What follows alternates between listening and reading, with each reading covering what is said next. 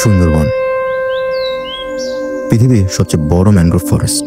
আর mangrove forest হলো উপকূলীয় এলাকায় গঠিত এক ধরনের অরণ্য, যা লবণাক্ত বা আধা লবণাক্ত পানিতে জন্মে। এই বনগুলো সাধারণত নদীর মোহনা, উপসাগর ও সমুদ্র উপকূলে গড়ে ওঠে। এই বনে সুন্দরী, গেওয়া, গোলপাতা সহ নানা ধরনের গাছপালা জন্মে, যেগুলো শুধুমাত্র লবণযুক্ত পানিতে টিকে থাকতে পারে। এই ম্যানগ্রোভ বন শুধু গাছ নয়, এটা হাজারো বন্যপ্রাণীর বাসস্থান। উপকূলীয় ঝড় আর ভূমিক্ষয়ের বিরুদ্ধে এক প্রাকৃতিক ঢাল। ফাও আর ইউএনএফ এর রিপোর্ট বলছে পৃথিবীর 123টা দেশে ম্যানগ্রোভ বন আছে, কিন্তু এত বিশাল, এত বৈচিত্র্যময় সুন্দরবন আর কোথাও নেই।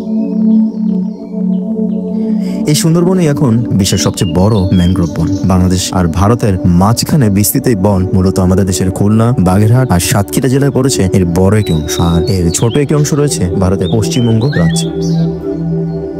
সুন্দরবনের মোট আয়তন প্রায় 10,000 বর্গ কিলোমিটার, যার ভেতরে 6,000 বর্গ কিলোমিটারই বাংলাদেশের অভ্যন্তরে, আর বাকি অংশটুকু 4,000 বর্গ কিলোমিটার ভারতের পশ্চিমবঙ্গ রাজ্যে।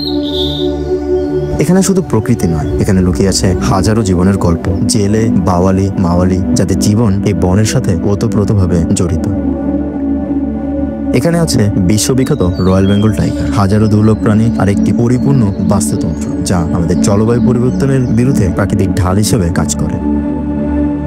কিন্তু এই বন আজ হুমকির মুখে। উন্নয়নের নামে একের পর এক প্রকল্প, কয়লাভিত্তিক বিদ্যুৎ কেন্দ্র, অবৈধ দখল এবং জলবায়ু পরিবর্তনের প্রভাব সুন্দরবনকে ধীরে ধীরে ধ্বংসের দিকে নিয়ে যাচ্ছে। দিন দিন অবৈধ শিকার, নদী দূষিত হচ্ছে, জলবায়ু পরিবর্তন আর শিল্পান্বয়নের কারণে এটি হুমকির মুখে। এই বন হারিয়ে গেলে কি ভয়াবহ বিপর্যয় নেমে আসবে তা কল্পনারও বাহিরে।